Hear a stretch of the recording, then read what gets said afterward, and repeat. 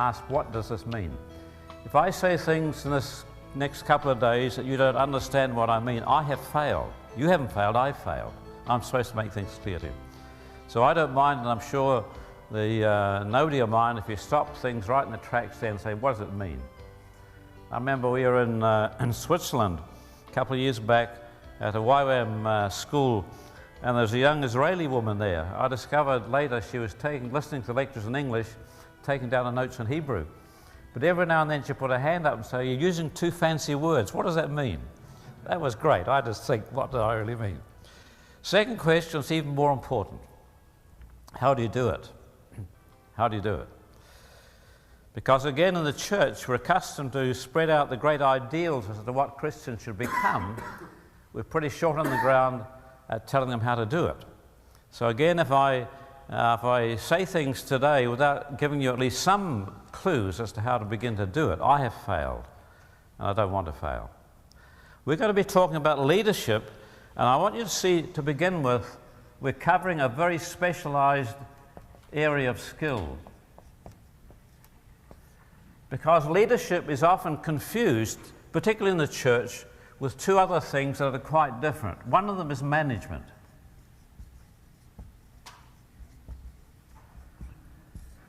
Management is not leadership. Most of the leadership seminars I've been at or read about actually don't teach leadership at all.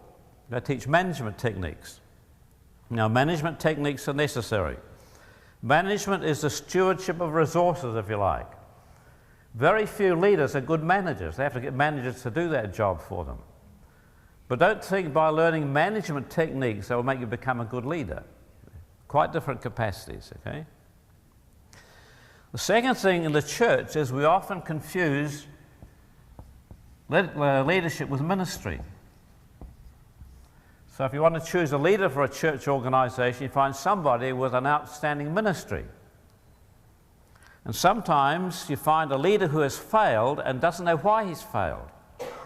He's got a very good ministry, gives his ministry all he's got. The only thing he's failed to do is to give what he's supposed to give, and that is leadership.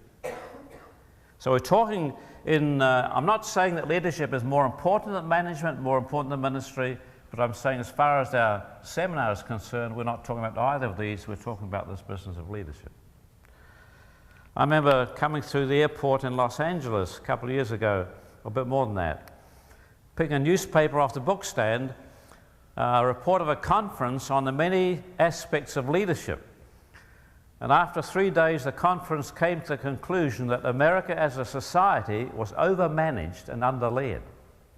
Overmanaged, underled. I think what's true of America is true probably of all our Western societies as well. Probably it's a worldwide phenomenon.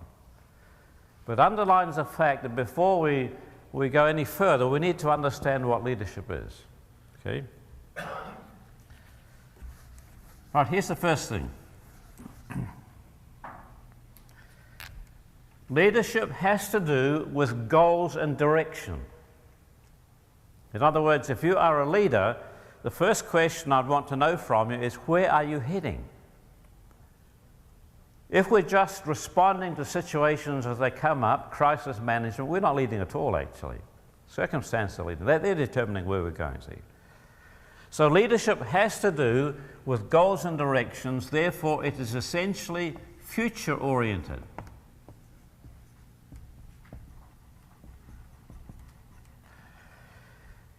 If you look at the general level of management in business and look at the time, the proportion of a manager's time spent on planning, that is to do with the future, you find something like this.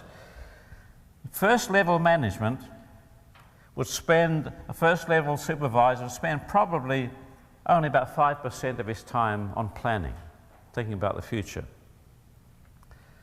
Second level, middle management, would spend about 10%.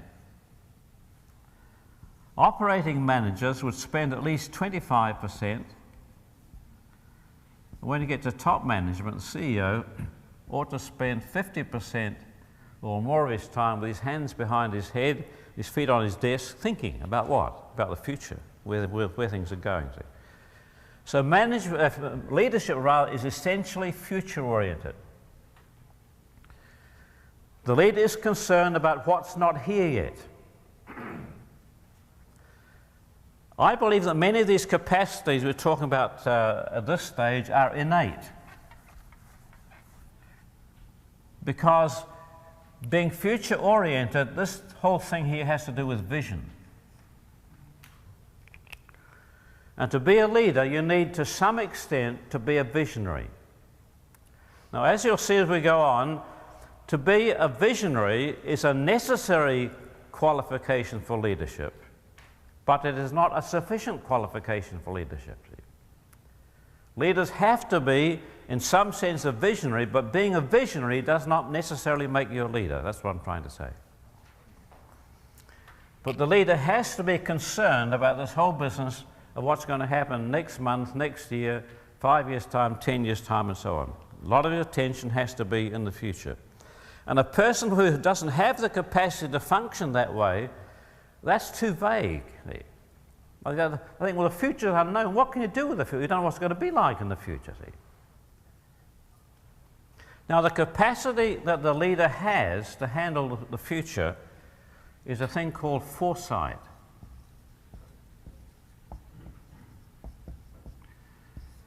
And you could put it this way. If you're a leader, that means you have a lead over other people. What is the nature of your lead? The lead that the leader has is he's supposed to be better at pointing direction to the future. See? To be better at anticipating what's likely to happen in the future. Better than other people at making sense of the future. That's his essential capacity. And if he's not doing that, he's not really leading. Let me just show you something before we go on. There are actually 4 areas with which leaders have to be concerned in an organization. And they have to give adequate input into all 4 of these areas. The first area is the question of task or mission. That is, what is the organization to do, where are they going, what are their objectives? So the leader's job is to clarify the objectives, to anticipate possibilities and opportunities in the future, and so on. He's concerned with the mission of the organization. Secondly, he's concerned with the group. That is, with coordinating the resources that are in the group, with handling conflict within the group, with building group dynamics, relationships within the group. This is the best indicator of morale, one way or other, in an organization, the state of relationships within the organization. So leaders have to be concerned with the group. Thirdly, they have to be concerned with the individual. Because groups are made up of individuals. And the task of the leader is to help the individual to discover the potential that God has placed in his life, to give him or her opportunities to achieve that potential, and to steward him so that the things that stand in the way of him reaching that potential are dealt with. So as leaders, you have to be concerned with the individual. Fourthly, there's an area in here which is actually the corporate spirit of the organization. Its culture, if you like, its personality, the heart of the organization. And that needs to be tended and nourished. We're going to spend some time on that in one of the later sessions. But this is the point I want to make. If there is imbalance about input into these areas, you're going to strike problems. For example, you get some organizations, some churches for that matter, that are highly task-oriented. The leadership is totally task-oriented. And there is a drive, there's a push, there's an energy there to fulfill a task all the time. The group is neglected. What you have happening here is generally a power struggle for positions of power. You find conflict arising in the group, and the very task-oriented leader gets impatient with that. He can't be bothered with all that squabbling and so on going inside the group. Why don't you get your act together and let's get on with what we're supposed to be doing? So the group lacks the resilience or the resources to handle difficult times when they come up. The thing's quite fragile. Thirdly, individuals get scarred and broken and hurt along the way because they miss out on opportunities, their needs not attended to, and they drop off. And eventually the whole spirit of the organization can collapse. On the other hand, you have some organizations where all the emphasis seems to be placed on the group. If it's a church, you find a lot of emphasis on fellowship, on group relationships, on caring and so on, and a very warm dynamic builds up there. It can become the characteristic holy huddle. Everybody's having a marvelous time, but they're not going anywhere, nothing to be accomplished. What's more, the more effective that group thing becomes, the more it seals itself off from people who try to get in. It's like being sometimes in a family dinner in a very close-knit family, and halfway through the meal you discover they're laughing at jokes you don't understand. There's a dynamic going on there that you can see it happening, but you don't know how to get into it. Have you ever been in a place like that? And our very success in a church, even in building fellowship relationships, caring relationships, if you're not careful, can seal yourself off from people outside. Not that you hold them off, but there's something there that somehow they can't break through to get in. At the same time, very often the task has been lost sight of. And so boredom sets in. People who are oriented towards an objective, they get fed up with that, they go somewhere else. Individuals who can't fit into the group feel isolated and they drop off, and again, the spirit of the organization can suffer. On the other hand, you get some places where all the attention is placed on the individual.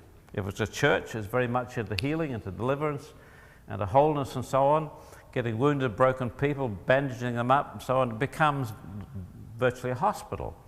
There's no objective, no direction, no goal. The group is being drained by tending the needs of broken individuals, and again the whole thing can ultimately collapse. Now if you look at the Gospels, you'll find that Jesus paid adequate attention to all four of those areas. He was a brilliant leader.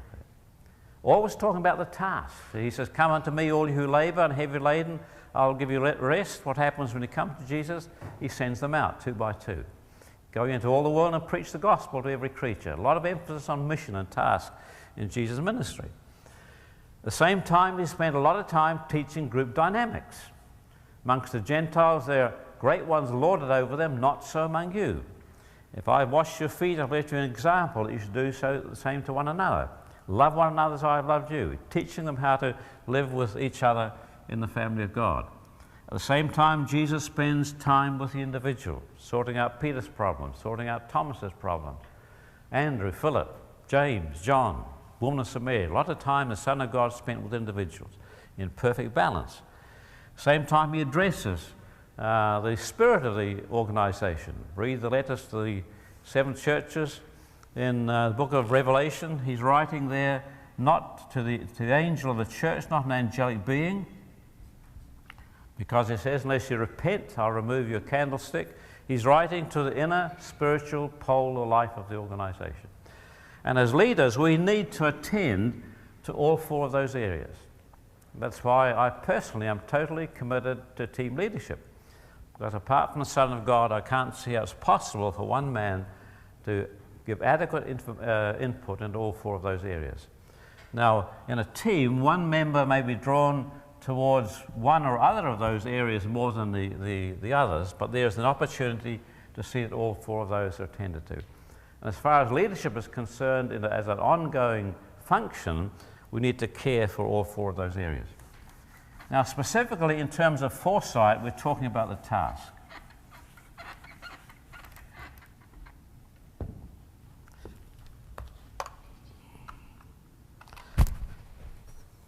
And I want you to see the implications that are involved in this capacity called foresight.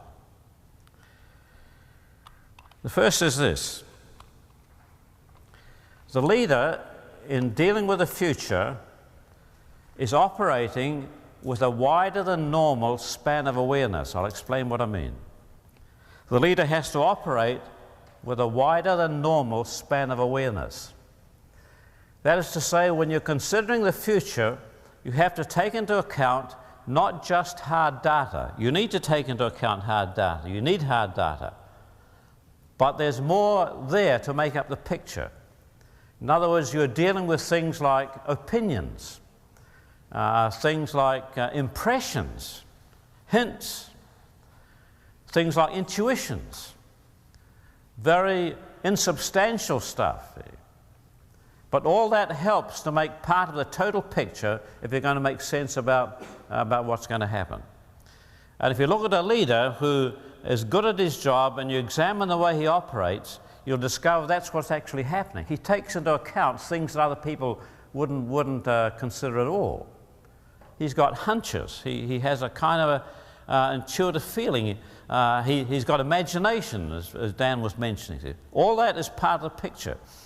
Now, I'm not saying that all of those carry equal weight, but what I am saying is they all have their place, and we need to operate so that all of them are received and provide part of the input we need to make sense of the future. Secondly, the leader is not only allowing all that stuff to have its place, he generally has a sense for what is relevant and what is not. And again, that's a very, very important capacity. If you get somebody who does not have a genuine foresight and say, we're concerned about a 5-year plan, get together the information we need and so on, and give me some options. A person like that will gather data till the cows come, like a magpie. I mean, piles of the stuff. They don't really know what to do with it, but they get all sorts of data, see. Then you need somebody who can leaf through all that kind of stuff and say, well, it's interesting, but not important, we don't need to bother about that. Yeah, now we have to pay attention to that. Now, that's important, see. Now, nobody could really tell you where that sense for relevance comes from. I think it's partly an intuitive thing, but it's necessary to know from all the stuff that's there what inner weight you can place on it. And something that seems quite insubstantial, just a kind of passing comment, suddenly you says that's significant. You know, that's important. You couldn't explain why you know it's important, but you know it. Whereas all those detailed estimates, well, they're interesting, but you don't need to bother about that kind of thing. You understand what I mean? A sense of what's relevant and what's not. It's the second thing. The third thing is the capacity amongst all that stuff to see patterns, to see relationships, see the way the bits of apparently disparate and discrete information could be fitted together. Sometimes to turn the whole thing upside down and look at things from a totally different point of view. But a person looking at that all stuff, all that information, relationships, patterns, order begins to emerge, okay? Fourthly, in gathering all that stuff together, there is a need to exercise what you could call creative thinking. That is to generate ideas and possibilities that might make sense of the information, of the data. Sometimes that can come out of brainstorming. Sometimes that can come out of jotting down material and assessing possibilities. But there's something creative there that either a person has or they haven't. I think sometimes the person who is an entrepreneur, I mean, at the time he's made his first $500,000, I think, why didn't I see that opportunity? Well, I didn't see that opportunity because I'm not an entrepreneur, see. But the entrepreneur does. He sees a bare patch of land. He's got the kind of idea one day, you know, they might put a whole housing development on that, and there's a block there that might make a good business site. And long before anybody has any idea what's going to happen, he's bought that business site, see. What happens 5 years down the track, 10 years down, suddenly there's a development there, see. Now, he didn't know about it, see, but he saw something, an imaginative journey into the future to sense the possibilities that are there and bring those into being, see. that creative insight.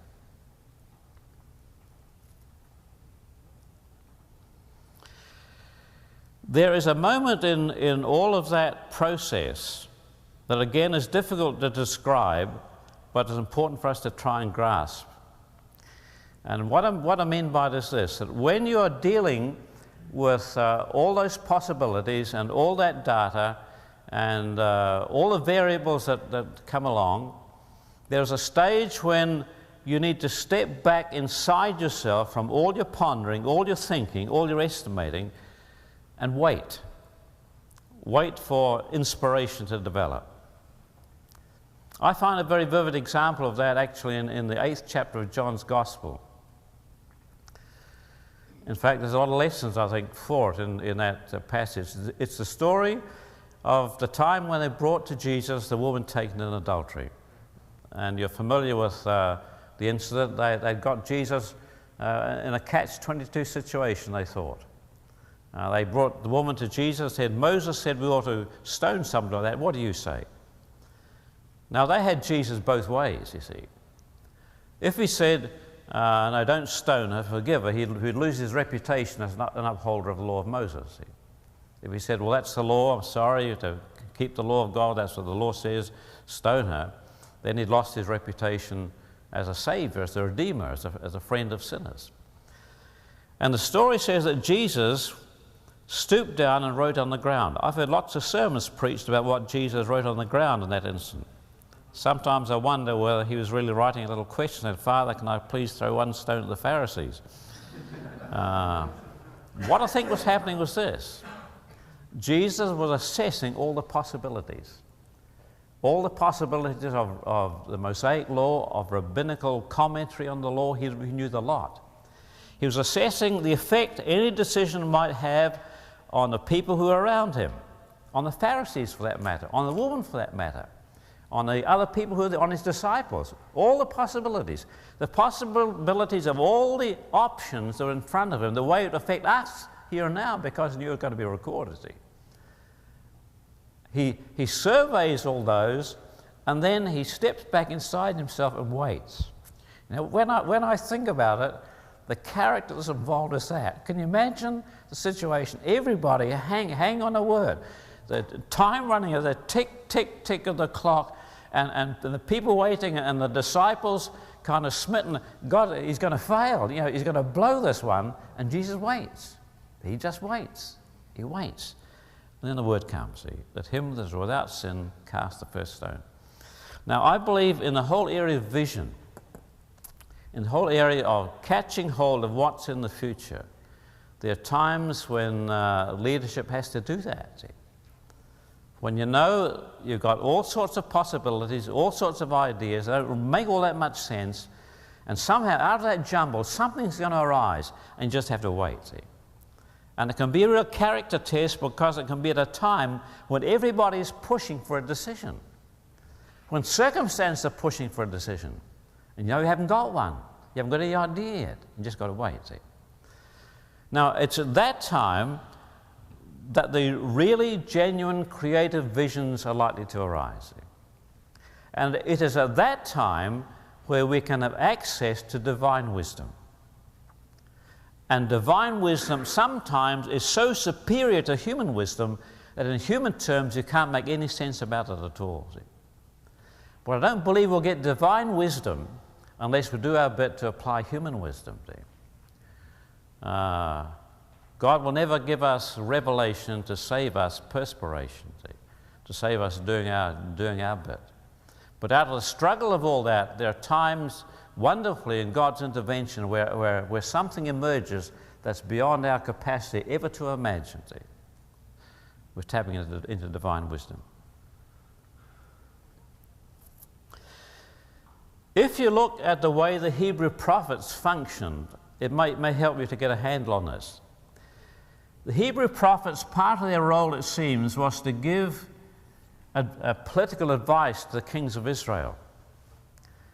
And they operated with information from at least three sources. Firstly, their acute, informed perceptions about what was going on around them. In fact, they were, if you like, they were analysing the circumstances. And leaders have to function in this whole area of foresight as an analyst. You got the data, you got the implications, you can take the whole thing to bits, you need to know all the bits and pieces to analyse it thoroughly. Secondly, the prophets had access to the sacred writings. In other words, they knew the history of God's dealings with Israel, they knew what God's character was like, knew how God responded to various situations, and they had that information to apply to what their analysis told them. In other words, they were functioning as a historian. And leaders, when they're dealing with the future, are also concerned with the past. See? You're bringing part of the input you're bringing to bear on your prospecting in the future is your past experience, the failures of the past, and the successes of the past, the precedents of the past. You have to act as a historian. But thirdly, they were standing in the counsels of God to receive God's immediate revelatory word. They're acting as seers, if you like. They were seers because they could see things that other people couldn't see. They were seeing really the future that was latent in the present, not just the unknown, unimaginable future, not just prediction. They were seeing the future that was already potential or latent in present circumstances. So the prophet comes into a situation where everything seems to be going well, things are fine, but he sees something. He sees a flaw in people's motivation. He sees something wrong with their hearts. And he says, if you go on the way you're going, it looks all right now, but in 3 years' time, 10 years' time, you're going to come under judgment. See? Repent, change your ways. See? Or he comes into another situation where things seem to be going to the wall, really difficult circumstances. But he sees there's something in people's hearts that's right. He says, don't lose heart, keep on the way you're going. You're going to come out into restoration, and God's going to bless you down the tracks. He's seeing the future that is latent in the present. And foresight has to do with that also. So the times when the leader has to function in all three of those roles, okay? And the aim out of all this is to come up with a better than average prediction about what's going to happen in the future. Now, at this stage, the whole thing may seem to be largely intuitive. I've been trying to break the thing down so we see the inner workings of the way in which foresight works. You can see this functioning, if you like, in the very good sportsmen, you know, the ones who operate at almost genius level. You know, the footballer who, when the ball comes out unexpectedly in a totally unexpected direction, is always there waiting for the pass that's going to enable him to score. Now, how does he know to be there? I think this kind of thing's happening. He's reading the plays, he's anticipating what's likely to happen, he knows the way the opposing team works, he knows past experience, what happens in a situation like that. He's got just an intuitive idea out here. Instead, the play seems to be going that way, but out here, it's going to come here. And most times he's right, see. Now, foresight for a leader is something like that. Coming up with a better than average prediction about what's likely to happen in the future and coalescing that or clarifying that into a goal, into an objective. See. Now, when this is happening,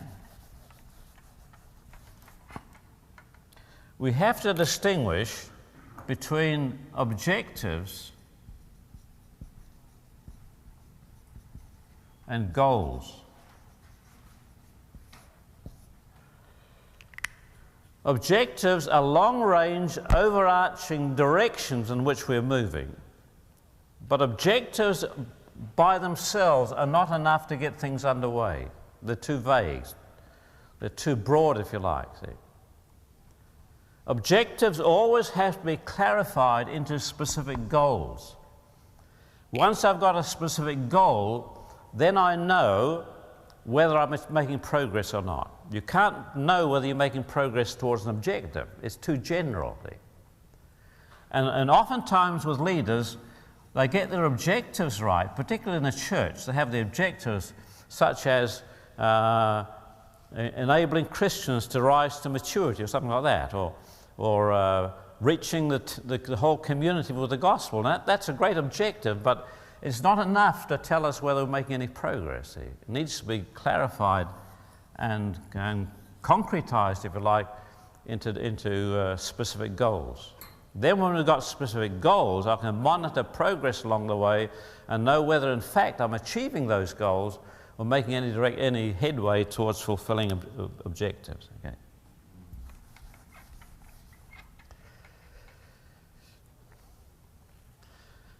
Okay, now there's another important qualification that comes in at this stage in terms of goals. That's this. Leaders have to envision, if you like, goals, but not any goal will do. What's more, not even any good goal will do. What's more, not even any good goal that excites the people, the leaders will do, unless it also somehow grips the people. Otherwise, the leaders are on their own. And if nobody's following you, you're not a leader. So there has to be a certain congruence, or if you like, resonance,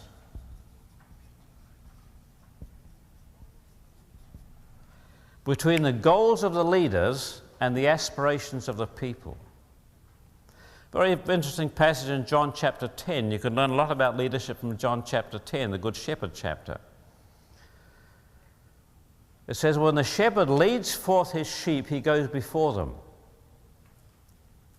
So the lead that the leader has is he's in front of the people he's leading. He's going somewhere. Secondly, it says that the shepherd knows his own sheep by name. Now, in the Bible, names always mean identity or character, never just title. What does it mean? It means the shepherd knows the characteristics of his sheep. And leaders need to know their people, because you have to get not just any goals, you have to get the right goals that are right for the organization and goals that are right for the organization for that time, see. So it's not just the right goals for the organization, the right goals for the time. How do you know whether you've got goals that will resonate with the aspirations of your people? The answer is you need to know your people. You need to know your people. Now, it's important to understand this, because the very task-oriented leader is impatient with that sort of thing. I mean, it's a waste of time. It's just talking to people. What's the point of that?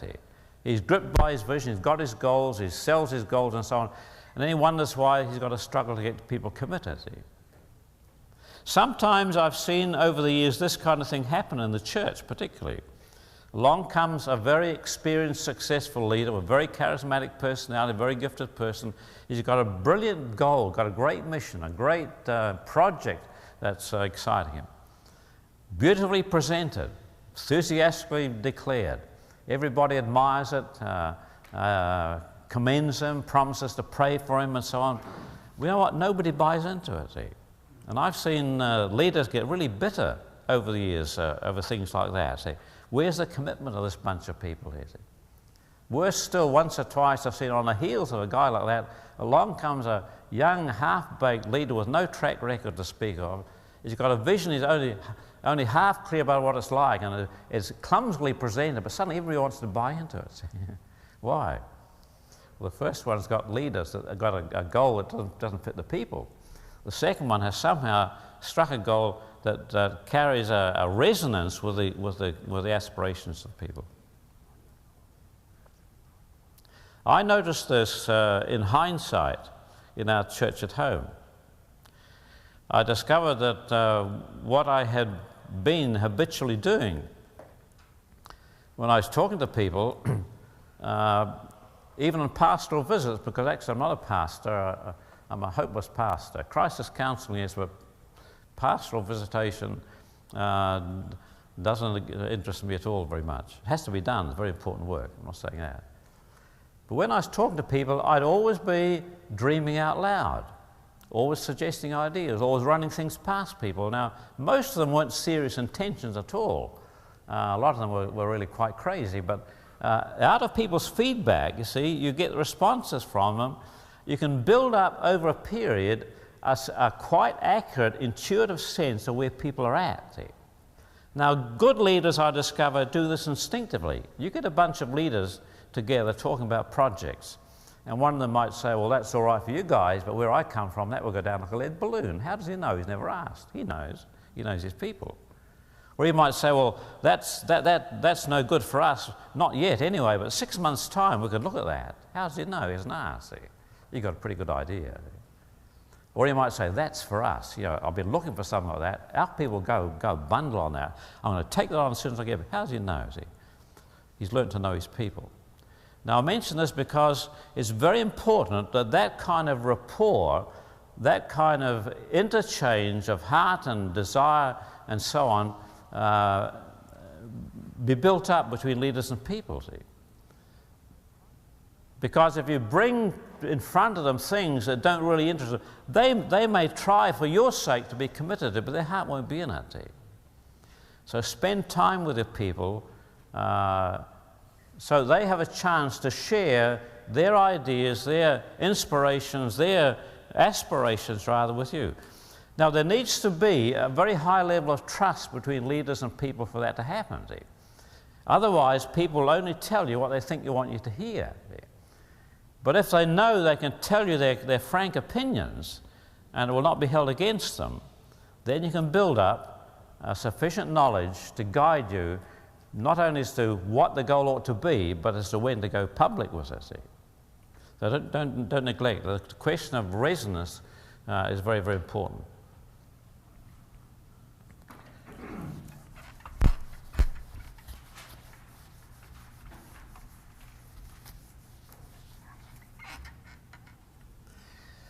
Okay, there's another aspect that is very important in terms of goals, and that's the question of timing.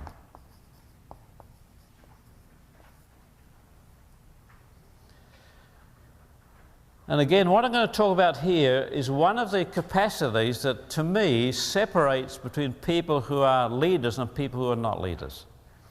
People who are not leaders, placed in a position where they have to exercise foresight, flounder, really.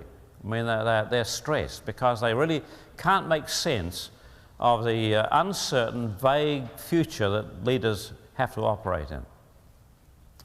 The question of timing, again, is something that's either instinctively there in a person, or if it's not there, I don't think you can really produce it. Let me show you this. Take this as being the timeline between the present and the future. It should actually flow the other way. Time flows back from the future to the present. Now, the visionary operates solely in the future. He paints his castles in the sky, builds his pictures and so on, dreams his dreams, and he can tell you in great detail as to what the vision is. The only thing is, don't tell him to do it. You've had people like that, you know, they've got this great plan, this great idea, this great vision, and you start to get excited with it, and you say, fine, how about starting it off? That's when they back off, isn't it? The visionary operates solely in the future. The leader has to be a visionary, or have a vision, but he has to commit resources in the present that will catch the vision in the future and bring it back to the present. And that's what separates the person who has the potential for leadership and the one who hasn't. Because the one who hasn't, that's a high-stress occupation place to be. See? They are really under pressure. See? How can you be sure? How do you know? What if? Can we? Should we? See? They lie awake at night bothering over all those questions. And after they've made a decision, they're in agonies as to whether it's been the right decision or not. You see, the challenge that faces leaders is this, regarding the vision. When do we go for it? If we go too soon, then next week we might get more information that shows we've made a mistake. On the other hand, if we wait until we've got all the information we need, we know we're going to be too late. And there comes a point when the leadership has to do what I call jump the information gap. In other words, they have to decide now, with less than perfect information, to go for it.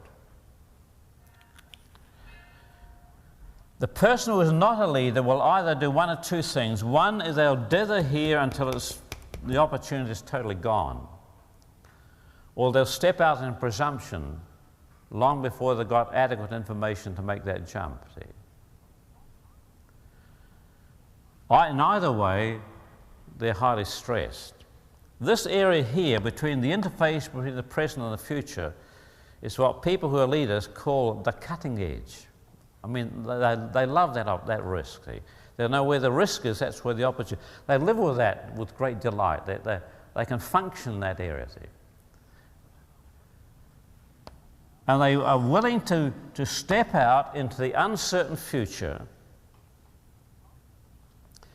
listen, with the confidence that when they do, and when they face problems and questions in the future, that they don't know what they're going to be, they have the confidence inside themselves they'll be able to find the answer. Do you understand what I mean? That's jumping the information gap. Saying we haven't got perfect information, but we've got to go now. Let's go for it. And I know we're going to face questions, I know we're going to pray for it, but we'll find the answer, see. Now, the person who is not a leader can't manage or can rarely manage that. The person who is a leader is willing to take that risk. And he has the confidence inside himself or inside herself when we get into the future and we face the problems, somewhere, somehow, we'll find what the answers are. Okay? And now, the question of timing affects not only when that leap is to be taken, but also when the vision is to be released. Because again, if the vision is released too soon, if there is a premature disclosure to the people who are going to follow, you may get the wrong response because they haven't got enough information. You may find you've asked them to buy into something that you're not really sure of yourself. So the question as to when to go public, the question of timing is critical. I think you find the same issue arising very often in the church.